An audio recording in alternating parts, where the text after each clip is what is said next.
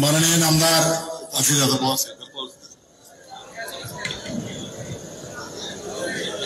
जरा मला पुढची सभा आहे त्याच्यावर मी डायरेक्ट बोलायला उठलोय।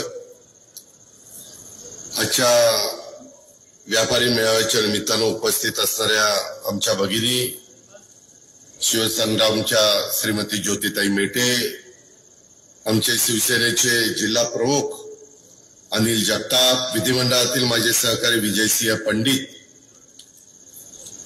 तसंच कल्याणराव आखाडे, राजेश्वर चव्हाण, बळीराम गवते, प्रज्ञाताई खोसरे, अमर नाईकवाडे, नगराध्यक्षाच्या हे राष्ट्रवादी काँग्रेस पार्टी, शिवसेना, शिवसंग्राम या सगळ्यांनी आम्ही मिळून जे काही पॅनल उभं केलेलं आहे उद्याच्या 5 वर्षाच्या करता बीड शहराचा सर्वांगीण विकास करण्याच्या दृष्टिकोनातनं त्या पॅनलचे उपस्थित असणारे सर्व सन्माननीय उमेदवार, जवळपास आपल्या याच्यामध्ये 26 प्रभाग आहेत, 52 जागा आहेत आणि 1 नगराध्यक्ष 653 उमेदवार तुम्हाला उद्याच्या 2 तारखेला निवडून द्यायचे। तसंच जावेद कुरैशीजी, बाप्पासाहेब घुगे, रेखाताई फड, राजेंद्र राऊत, संजय दौंड, दिलीपराव गोरे, अशोकराव हिंगे, शेख तरीजाभाई, अविनाश नायकवडे, मुजीबभाई, आपले बीड जिल्हा व्यापारी महासंघाचे अध्यक्ष भास्करराव जाधव, कार्याध्यक्ष अशोकराव शेटे, आमचे राजेश बंब, प्रकाश राका, विनोद पिंगळे, संजयजी नहार, तसंच ज्यांनी आता आपल्या पुढं त्या ठिकाणी विचार मांडले ते अमर नायकवडे, सगळेच माझे प्रतिष्ठित व्यापारी, नागरिक, वेगवेगळ्या राजकीय पक्षाचे उपस्थित असणारे सर्व सन्माननीय पदाधिकारी, तसंच आमचे पत्रकार मित्र, बंधू भगिनींनो आणि माझ्या तरुण मित्रांनो, आपल्याला सगळ्यांना माहिती आहे की महाराष्ट्रामध्ये 288 नगरपालिका, नगर परिषद आणि नगर पंचायतीच्या निवडणुका त्या जाहीर झालेल्या आहेत। उद्याच्याला साधारण उमेदवारीच्या चिन्ह देखील मिळणार आहे आणि सुप्रीम कोर्टामध्ये एक मॅटर आहे, त्याच्याबद्दलचा काय निकाल लागतो ते उद्या आपल्याला सगळ्यांना पाहायला मिळेल। लोकसभेच्या निवडणुकीला तुम्ही सगळे सामोरे गेला, विधानसभेच्या निवडणुकीला सामोरे गेला। मित्रांनो, त्या निवडणुका देशाचं भवितव्य ठरवणाऱ्या, राज्याचं भवितव्य ठरवणाऱ्या निवडणुका असतात। त्या निवडणुकीच्या निमित्तानं मतदार देशाचा आणि राज्याचा विचार करतात। स्थानिक स्वराज्य संस्थांच्या निवडणुका ह्या वेगळ्या पद्धतीने लढल्या जातात। आता वेगवेगळ्या, मी आज सकाळी जिंतूरची सभा केली, त्याच्यानंतर माझी लोहाला सभा झाली, त्याच्यानंतर कंधारला झाली, नंतर मी अंबाजोगाईला सभा केली, आता तुमच्याकडे आलेलो आहे।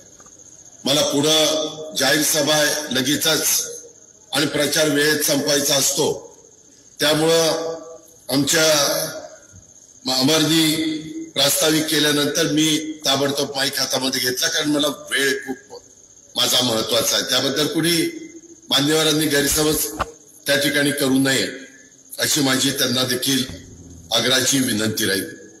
यावेळेस उमेदवार देत असताना काही अनुभवी उमेदवार आम्ही देण्याचा प्रयत्न केलेला आहे। तुम्ही जर पाहिलं तर शहराचं नगराध्यक्ष पद आम्ही प्रेमलताताई पारवे यांना उमेदवारी दिलेली आहे। देण्यामागचं कारण काय की त्या प्रशासनामध्ये तहसीलदार म्हणून त्यांनी काम केलेलं आहे। तहसीलदार हा प्रशासनातला एक महत्वाचा घटक समजला जातो, त्याच्यावर जनतेचा आणि प्रशासनाचा एक चांगला अशा प्रकारचा संबंध येतो, थेट संपर्क असतो, त्यांना अनुभव त्या गोष्टीचा आहे आणि समस्या आणि प्रश्न सोडवण्याची क्षमता ज्या उमेदवारांच्या मध्ये आहे। म्हणून सगळ्यांनी मिळून आमची भगिनी हे प्रेमलताताई पारवे यांची उमेदवारी फायनल केली आणि त्यांच्या जोडीला आपलं शहर हे कॉस्मोपॉलिटन शहर आहे। अनेक जाती धर्माचे लोक, व्यापारी बंधूंनो, माझ्या भगिनींनो, आपण गुण्या गोविंदांनी राहता। 2.25 लाख मतदार असले, काही मतदार मयत आहेत, खरे 81 मतदार आहेत, परंतु 5-6 हजार मयत आहेत आणि त्याच्यात 61,000 मुस्लिम आहेत, ओबीसी काही 61,000 आहेत, आपले मागासवर्गीय 25,000 आहेत, इतर सर्वसाधारण समाजातले आहेत. अशा सगळ्या जाती धर्माची लोक इथं अनेक वर्ष त्या शहराचं प्रतिनिधित्व करतात आणि शहरात कामाधंद्याच्या नोकरीच्या निमित्तानं राहतात. आज बीड जिल्हा व्यापारी महासंघाला इथं जी मीटिंग घेतलेली आहे, मित्रांनो, तुम्ही आजपर्यंत अनेक मान्यवरांना निवडून दिलं, मी पण पाहिलेलं आहे. मी 35 वर्ष समाजकारण राजकारण करणारा एक कार्यकर्ता. स्वर्गीय विनायकराव मेटेंनी पण माझ्याबरोबर काम केलं, दिलीपनी पण माझ्याबरोबर काम केलंय, अनेक मान्यवरांनी माझ्याबरोबर काम केलंय आणि या शहरामध्ये मी आज तुमचा पालकमंत्री देखील आहे, ह्या जिल्ह्याचा पालकमंत्री आहे. मला काही गोष्टी घडल्या आणि मुख्यमंत्र्यांनी सांगितलं की अजित पवार तुम्ही बीडचा पालकमंत्रीपद घ्या. माझ्याकडे पुण्याचं पण पालकमंत्री पद आहे. 21 आमदार माझ्या पुणे जिल्ह्यातून आणि शहरातनं आणि पिंपरी चिंचवडमधनं महाराष्ट्राच्या विधानसभेमध्ये जातात. आपल्या जिल्ह्यातनं 6 आमदार त्या ठिकाणी जातात. तसं बघितलं तर तुलनात्मक मी अनेक वर्ष पुणे जिल्ह्याचा पालकमंत्री आहे. मी त्याच्या आधी सातारा जिल्ह्याचा पालकमंत्री होतो. मित्रांनो, मला प्रशासनाचा अनुभव आहे. मी अतिशय शिस्तीचा कार्यकर्ता आहे. मी शब्दाचा पक्का आहे. मी माझ्या राजकीय जीवनामध्ये काम करत असताना कधी शिवशाहू फुले आंबेडकरांची विचारधारा सोडलेली नाहीये. नेहमी मी त्या विचारधारेचं समर्थन केलेलं आहे.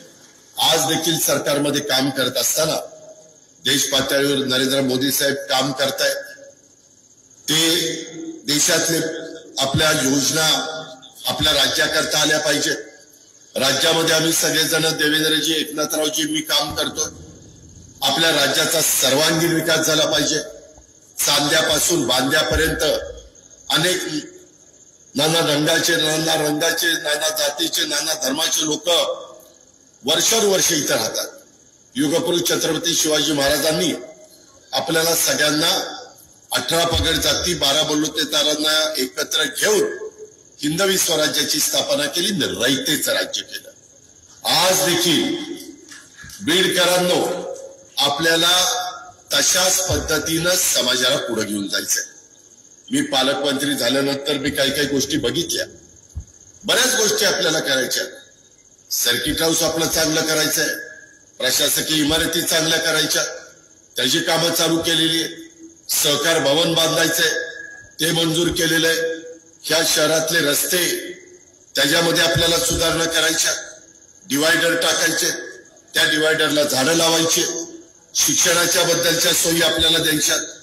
आमच्या व्यापाऱ्यांना हे आमचं बीड शहर व्यापाराच्या दृष्टिकोनात एक महत्वाचं शहर बनावं आणि इथली व्यापारपेठेला एक चांगल्या प्रकारची गती मिळावी, हा आमचा त्याच्या पाठीमागचा दृष्टिकोन आहे. हे सगळं करत असताना मी तर CIIT ह्याची एक इन्स्टिट्यूट आणलेली आहे. 35 कोटी रुपये राज्य सरकार घालतंय. 165 कोटी रुपये टाटा ट्रस्ट घालतंय. 200 कोटीचा प्रकल्प आहे. दरवर्षी माझ्या बीड जिल्ह्यातले बीड शहरातले 7,000 विद्यार्थिनी ह्याच्यातून शिक्षण घेऊन बाहेर पडणार आहे. त्यांच्या हाताला काम लगेच मिळणार आहे. त्यांना चांगल्या प्रकारची नोकरी मिळणार आहे. जर त्यांना स्वतःचा व्यवसाय करायचा असेल तर तो व्यवसाय ते करू शकणार आहे. महाराष्ट्रातल्या प्रत्येक जिल्ह्यामध्ये CIIT हे काढायचं आम्ही ठरवलेलं आहे. पहिल्या टप्प्यामध्ये जी जिल्हे घेतले त्याच्यामध्ये आमचं ठाणे आहे, त्याच्यामध्ये गडचिरोलीला सुरू झालंय, पुण्यामध्ये काम चाललेलं आहे, रत्नागिरीला काम चाललेलं आहे, रायगडला काम चाललेलं आहे. त्याच्या संदर्भामध्ये परवा मी संभाजीनगरचं मंजूर केलं, नांदेडचं मंजूर केलंय. बीड पण मागे राहता कामा नये म्हणून बीडचं पण मंजूर केलंय. जागाही निवडलेली आहे. कारण मी नुसतं भाषण करणारा माणूस नाहीये, मी कामाचा माणूस आहे. मी शब्दाचा पक्का आहे. मी वेळ मारून देणारा नाहीये. माझ्या तुम्हाला सगळ्यांना स्वभाव माहितीये. मला खोटं खपलं जात नाही आणि कुणावर अन्याय केलेला. आता माझी एक भगिनी आलेली होती, ती मला सांगत होती की दादा अशा पद्धतीनं तिच्या एक निष्पाप लहान मुलीवर अन्याय झालेला आहे. मी मीटिंग संपल्यानंतर ज्याला कोणाला बोलायचं आहे, ज्याला सूचना द्यायची ते देणार आहे. शेवटी इथं प्रत्येक माणसाला, प्रत्येक माझ्या लाडक्या बहिणीला, प्रत्येक आमच्या लहान मुलांना मुलींना सन्मानाने जगता आलं पाहिजे. इथं कुणाची दादागिरी गुंडागिरी मी खपवून घेणार नाही. तो किती मोठ्या बापाचा असू द्या, मला त्याच्याशी फिकीर नाही. संविधान जे घटनेचे शिल्पकार डॉक्टर बाबासाहेब आंबेडकरांनी दिले ना, त्या संविधानाचा आदर सर्वांनी केला पाहिजे. जगातलं सर्वोत्कृष्ट संविधान कुणाचं आहे तर ते भारताचं आहे आणि ते बाबासाहेब आंबेडकरांनी दिलेलं आहे. ही गोष्ट आपण लक्षात ठेवा. आणि आपल्याला पुढे जात असताना जी घटना आहे ती घटना, ते कायदे सगळ्यांना सारखे, उजवा डावा करण्याचं काही कारण नाही. मित्रांनो, तुम्ही अनेक वर्ष काही जणांना सूत्र दिली. काय झालं बीडमध्ये? आज मी तुमच्या समोर बोलतोय. आज माझ्या बीड जिल्हा व्यापारी संघाने व्यवसाय कर संपुष्टात आणण्याच्या बद्दलचं एक निवेदन दिलेलं आहे. उद्योजकास वीज बिलात लागणारे डिमांड चार्जेस, त्याला स्थिर आकार म्हणतात, त्याचं शुल्क, ते वीज वाहतूक शुल्क रद्द करण्याच्या बद्दल दिलेलं आहे. हे ऊर्जा विभागाचं आहे. ऊर्जा विभाग आमचे मुख्यमंत्री देवेंद्रजींच्याकडे खात आहे. मी आता तुमच्याशी आणि जाहीर सभा झाल्यावर मुंबईला रात्री जाणार आहे. मी गेल्यानंतर उद्याच्याला त्याच्याबद्दलची माहिती घेईन. लोकेश चंद्र या खात्याचे सीएमडी आहेत, त्यांच्याशी बोली. पण मित्रांनो, एकंदरीतच ह्या एवढा महत्वाचा जिल्हा मराठवाड्यातला, पण इथं आरोग्याची व्यवस्था अतिशय चांगली नाही. मी स्वतः, मला सकाळी लवकर उठून कामाची सवय, मी आळशी नाहीये. मी लवकर उठतो आणि काम करतो. इथं मगाशी मला वाटतं अमर का कोणतरी म्हणत होतं की आपल्याला क्रीडा संकुल पाहिजे. क्रीडा संकुलाला आता मी पहिल्या टप्प्यात 25 कोटी रुपये मंजूर करून दिले. किती? 25 कोटी. तिथं ट्रॅक करतोय. तिथं आमचे लोक सकाळी चालायला येतात, त्यांना सुविधा देतोय. स्वच्छतेला आपण महत्व दिलं पाहिजे. आपल्या ह्याच्यातनं नदी गेलेली आहे. काय नदीची अवस्था आहे? मध्ये मी मशिनरी पाठवली आणि ती साफ केलेली आहे. नंतर पाऊस पडला, आताही त्याच्यानंतर मी पुन्हा मशिनरी पाठवणार आहे, ते चांगलं करून घेणार आहे. मित्रांनो, मी बीड मध्ये सुरुवात करत नाही, मी पिंपरी चिंचवड मध्ये करून दाखवलंय.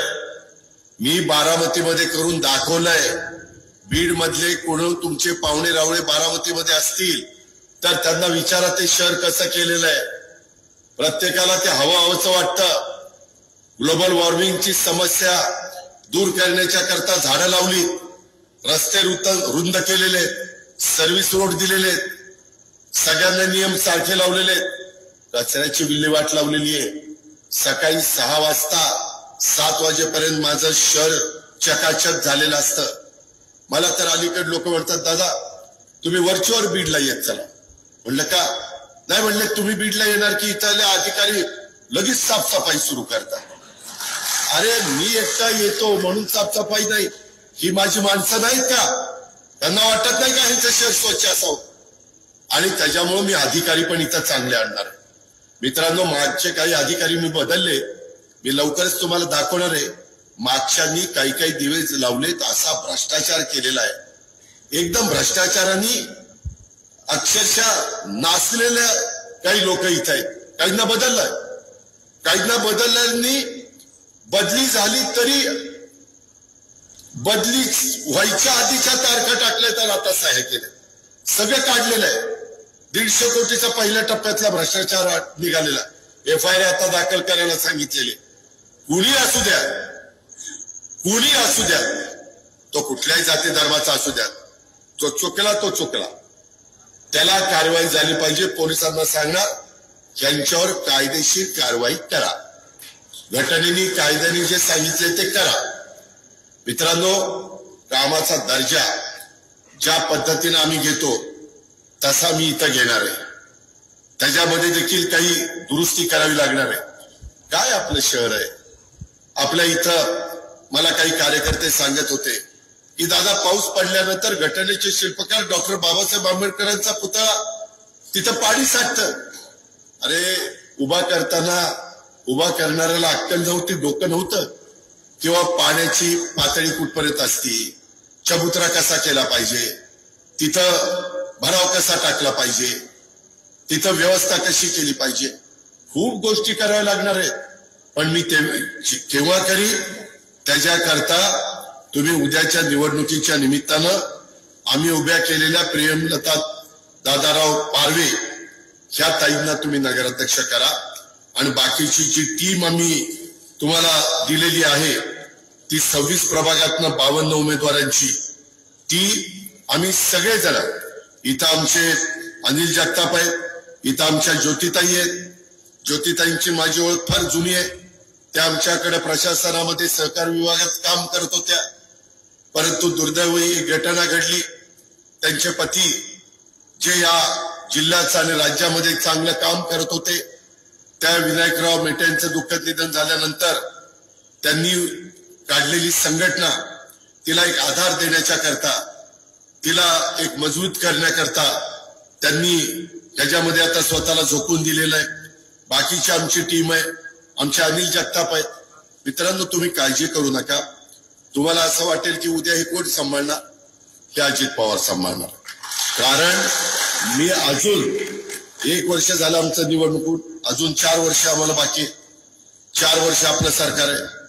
विकास करायचा म्हटलं तर तुमचं बजेट कितीच आहे? बीडचं बजेट किती कोटीचं आहे?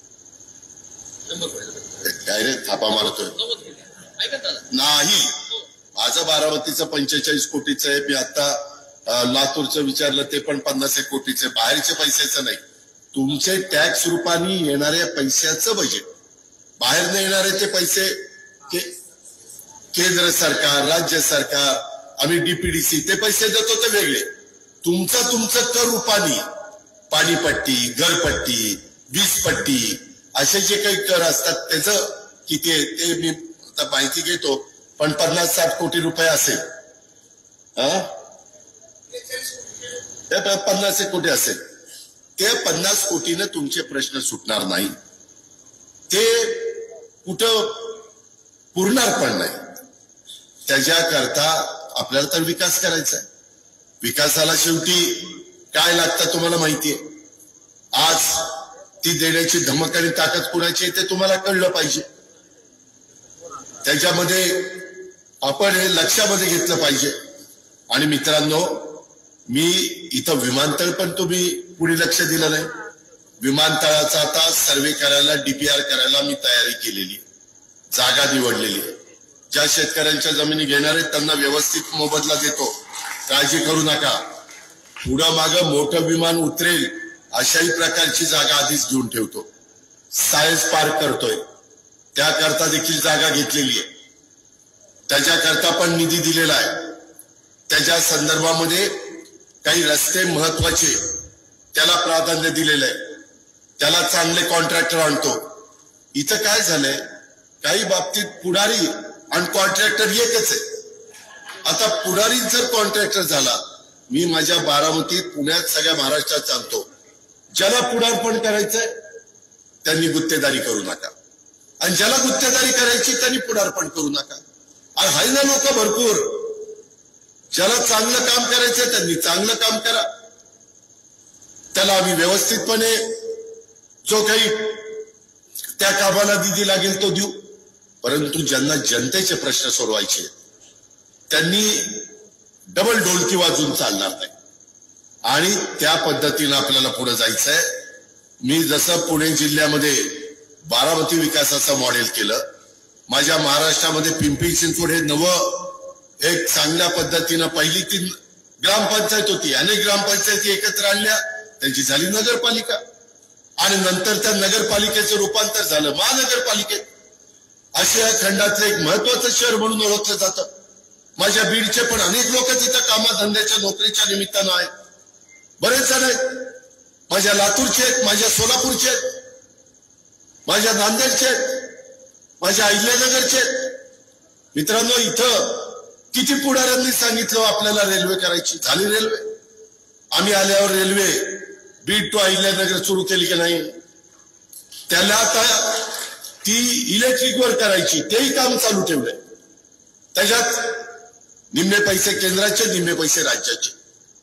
आम्ही ताबडतोब राज्याचा हिस्सा देऊन टाकला का तो देण्याचा अधिकार आमच्यामध्ये होता म्हणून दिला ती चालू केली मुख्यमंत्री आणि आम्ही सगळे आलो होतो ती आता अहिल्यानगर पर्यंत घेऊन चालणार नाही तिला आपल्याला पुण्याला न्यायचंय पुण्यामध्ये आता माझं जे स्टेशन आहे तिथं जागा नाही आता हडपसरला नवीन स्टेशन केलेलं आहे ते पुण्यातच आहे त्याच्यामुळं आपल्याला अहिल्यानगर वरून हडपसर स्टेशनला न्यायचं आणि त्याच्यानंतर तिथून आपल्याला मुंबईला जायचंय मुंबईमध्ये देखील देशातल्या सगळ्या रेल्वे गाड्या येत आहेत त्याच्यामुळे तिथं पण प्लॅटफॉर्म शिल्लक नाहीये परंतु तिथं आम्ही दुसरी व्यवस्था करतोय आपली नवी मुंबई आहे जिथं आता नवीन विमानतळ परवा पंतप्रधानांनी उद्घाटन केलं डिसेंबर पासून आता तिथं आंतरराष्ट्रीय आणि राष्ट्रीय स्तरावरची विमानतळ सुरू होणार विमानं सुरू होणार आहे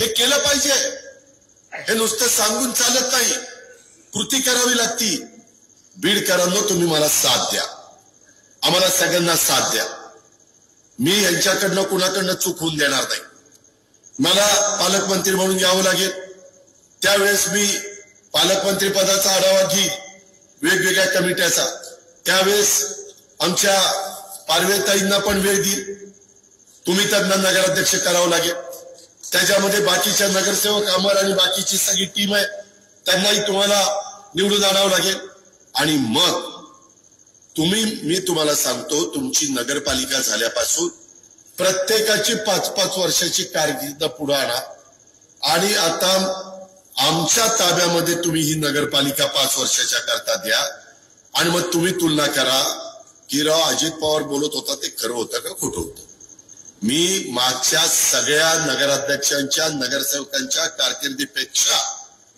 उद्याची 5 वर्षाची कारकीर्द अधिक उजवी चांगली आणि बीड शहराचा कायापालट करणारी करून दाखवू हा अजित पवारचा वाद आहे हा माझा शब्द आहे पण तुम्ही कुठेही जातीपातीला नात्या गोत्याला बळी पडू नका काही काही लोक दाखवतील प्रलोभन दाखवतील अजित पवार कधी येणार काय येणार अहो अलीकडे व्हिडिओ कॉन्फरन्सिंगच्या द्वारे देखील आपल्याला संपर्क साधता येतो आणि बीडला औरंगाबादला उतरल्यावर 1.5 तासाचा रस्ता आपल्याकडे यायला वेळ लागत नाही त्याबद्दल काळजी करू नका त्याच्यामध्ये आपल्याला या पुण्यातलं IT हब हे आम्ही केलं तिथं विकासाची कामं केली 25 वर्षापूर्वी तुम्हाला आठवत असेल 20 वर्षापूर्वी 15 वर्षापूर्वी लोड शेडिंग असायचं मी सांगितलेलं होतं ऊर्जा मंत्री असताना आम्ही आता लक्ष घातलेलं आहे मी 12/12/2012 ला या राज्याला लोड शेडिंग मुक्त करतो केलं की नाही आता लोड शेडिंग आहे का तुमच्या काही प्रश्न आहेत आता आम्ही सोलरवर वीज मोठ्या प्रमाणात तयार करतोय का तर ती आम्हाला 2.5-3 रुपयाला मिळते उद्याच्याला इंडस्ट्रीला आपल्याला कमी पैशामध्ये वीज द्यायची आहे आपल्या ग्राहकाला कमी पैशात वीज द्यायची आहे तो भार त्याचा कमी करायचा आहे हे काम आपल्याला करायचं आहे या बीड शहर आपला याच मार्गाने आपल्याला पुढे न्यायचं आहे मित्रांनो त्या दृष्टीनं मी अनेक गोष्टी इथं करायचं ठरवलेलं आहे इथं साध्या कामगाराच्या पेक्षा कुशल कामगारांची गरज आता राज्याला जास्त आहे त्याकरता CIIT आहे कुशल कामगार असतील तर उद्योगपती कारखाने काढतील तर इथे येऊन गुंतवणूक करतील विमानतळ झाल्यावर त्यांचं विमान सकाळी आलं ते दिवसभर तिथं काम बघतील आणि संध्याकाळी परत पुण्याला जायचं असेल मुंबईला जायचं असेल दिल्लीला जायचं असेल जिथं कुठे त्यांचं शहर असेल तिथं ते निघून जातील या पद्धतीनं आपल्याला त्याचा फायदा होणार आहे कंकाळेश्वर मंदिर परिसराचा जीर्णोद्धार आपण करतोय त्यातून इथं पर्यटन वाढवावं इथं लोकांनी श्रद्धेने तिथं दर्शनाच्या करता यावं मी स्वतः तिथं गेलो होतो तिथं पैसे दिलेले कामाला सुरुवात केलेली अनेक वर्ष रखडलेल्या बीडचा रेल्वेचं स्वप्न आपण पूर्ण केलेलं आहे परंतु तेही आपल्याला पुढे द्यायचं आहे आज माझी इथली मुलं मुली क्रीडा क्षेत्रामध्ये त्यांनी नाव कमवलं पाहिजे याकरता इन्फ्रास्ट्रक्चर तिथं दिलं गेलं पाहिजे म्हणून तो निधी दिलेला आहे बीडच्या तरुणांना तरुणींना चांगली प्रकारची संधी कशी देता येईल हा माझा त्याच्या पाठीमागचा दृष्टिकोन आहे।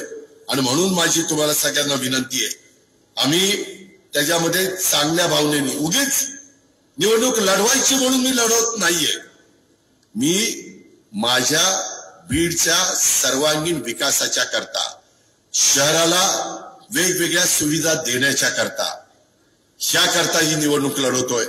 मित्रांनो, एकंदरीतच या आजच्या महत्वाच्या बैठकीला अनेक माझे व्यापारी बंधू आहेत, माझे मुस्लिम बांधव आहेत, माझे इतर समाजाचे पण सहकारी आहेत। तुम्ही वेगवेगळे लोक किराणा मालाची दुकानं चालवता, कापडाचे व्यापारी आहेत, कृषी अवजाराचे डीलर आहेत किंवा मोठे होलसेल व्यापारी आहेत। त्याच्यामध्ये या जिल्ह्याचं अर्थचक्र खऱ्या अर्थाने तुमच्यावर चालतं, तुम्ही त्याचे चालक आहात। तुमच्यामुळे शेतकऱ्याला त्याच्या मालाला योग्य भाव हा मिळू शकतो, ग्राहकाला वस्तू वेळेवर मिळते, रोजगार निर्माण होण्याच्या करता मदत होते। पण त्याच्यामध्ये अधिक सुधारणा केल्या गेल्या पाहिजे। आपल्याकडनं एक चांगला रस्ता गेला, मला वाटतं धुळे ते हैदराबाद, सोलापूर, धुळे ते सोलापूर, त्या रस्त्यावर आपलं शहर आहे। आपल्या इथे शहराची कचऱ्याची विल्हेवाट कशी लावतात तुम्ही बघता, बिंदुसार आपलं धरण आहे, आपल्याला कधी कधी पाऊस कमी झाल्यानंतर पाण्याची काय अवस्था होती बघता। ज्या शहराचा विकास व्हायचा असेल तर पाणी 12 महिने त्या भागातल्या आया बहिणींना, तिथल्या पुरुष मंडळींना, तिथल्या जनतेला मिळालं पाहिजे, ते आपल्याला करायचंय। जलशुद्धीकरणाचे प्रकल्प, एसटीपीचा प्रकल्प, जे पाणी इथनं तुम्ही वापरता ते सोडता, ते ओढ्या नाल्याला घाण चाललेली आहे, कुणी बघत नाही, त्याला एसटीपी बसवायला लागेल, म्हणजे सिवरेज ट्रीटमेंट प्लांट, तो आपल्याला बसवायचा आहे। गेल्या काही वर्षात माझ्या व्यापाऱ्यांच्या करता काही प्रश्न निर्माण झाले होते, याची मला जाणीव होती, कारण जीएसटी काउन्सिलच्या मीटिंगला मला राज्याचा प्रतिनिधी म्हणून जावं लागतं। कोरोनाच्या काळामध्ये आपण खूप मोठी किंमत मोजली, जीवाभावाची लोक आपल्याला सोडून गेली, नंतर नोटबंदीनं आघात आणला, जीएसटी लागू झाल्यावर सुरुवातीचे तांत्रिक अडथळे अनेक माझ्या व्यापाऱ्यांना आले, बँकांकडून कर्ज मिळण्यास होणारी दिरंगाई हाही माझ्या व्यापाऱ्यांच्या समोर महत्वाचा प्रश्न आहे। ऑनलाईन व्यापाराचा वाढता ताण हा अलीकडे यायला लागलेला आहे। रस्ते विजेच्या समस्यामधले अनेक प्रश्न आपल्या सगळ्यांच्या समोर आहेत, ह्या आपल्या मागण्या आहेत, त्या माझ्या पुढे आलेल्या आहेत।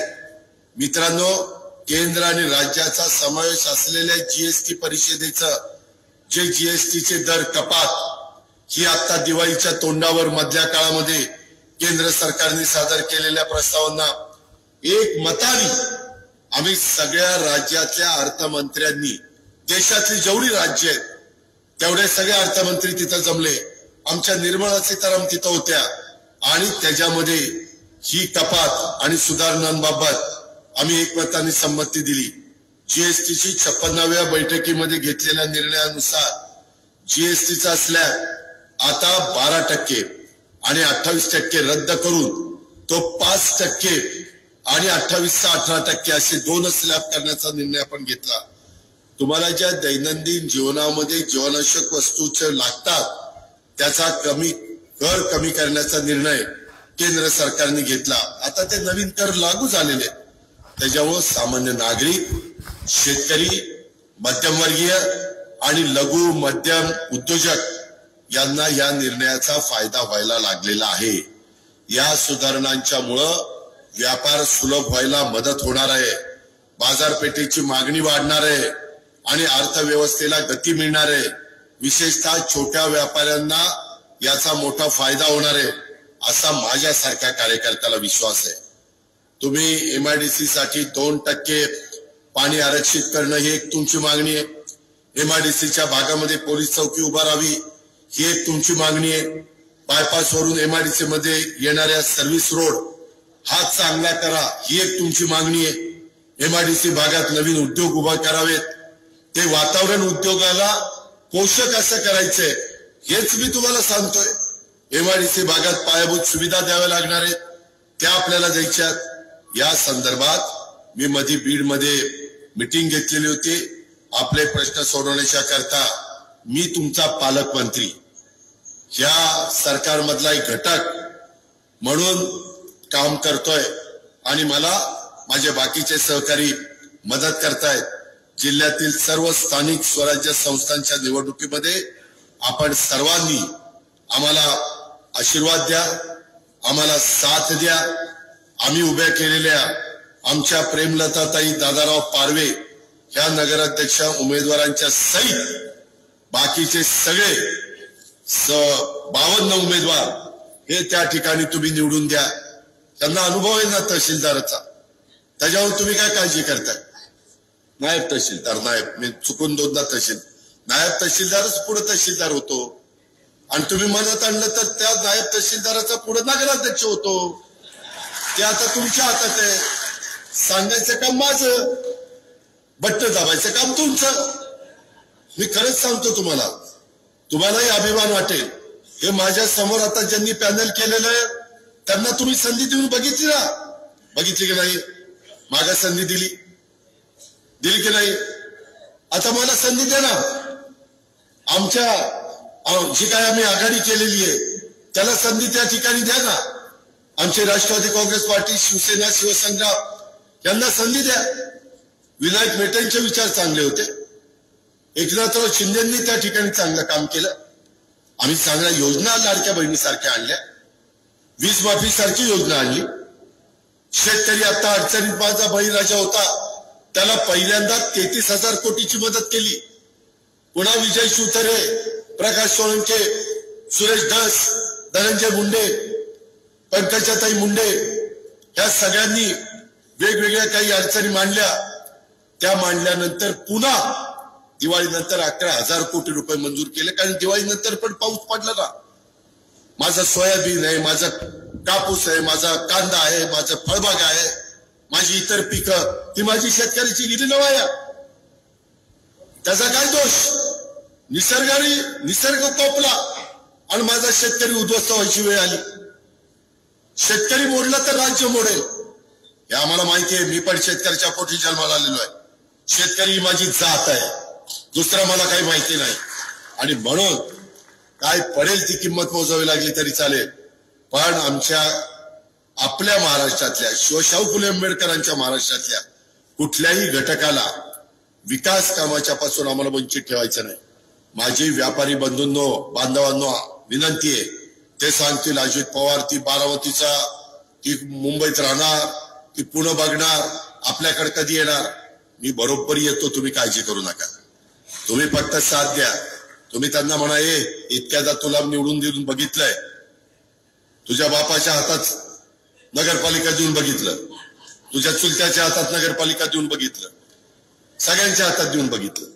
आता एकट्या अजित पवार, आणि अजित पवारनी केलंय, त्याच्या बारामतीमध्ये केलंय, चांगलं केलंय, मग आपल्याकडे काय चांगलं होऊ नये? पिंपरी चिंचवडला चांगलं केलंय, मग आपल्याकडे का होऊ नये? आणि तो सरकारमध्ये तो पालकमंत्री आहे, पालकमंत्र्याला काम चांगलं करायचं म्हटलं तर किती अधिकार आहे तुम्हाला माहितीये। त्यामुळं मी मुद्दाम आधी आलोय, मी शेवटच्या सभेला पण येणार आहे, काळजी करू नका। मी दारुलला सभा घेणार आहे, माजलगावला घेणार आहे, गेवराईला घेणार आहे, बीडला पण घेणार आहे। तिची तारीख पण मी ठरवली, पण एकदम शेवटी आलं की तुम्ही म्हणाल, दादा तुम्ही उशिरा आला, आमचं आता मत पक्क झालंय। ती पक्क व्हायच्या आधीच सांगायला आलं आणि पुन्हा येऊन पक्क करणार आहे। हसू नका, मी तुमचं भलं करायला आलोय आणि मला माझ्या लाडक्या बहिणीची साथ आहे, माझ्या सहकार्याची साथ आहे अनिलची।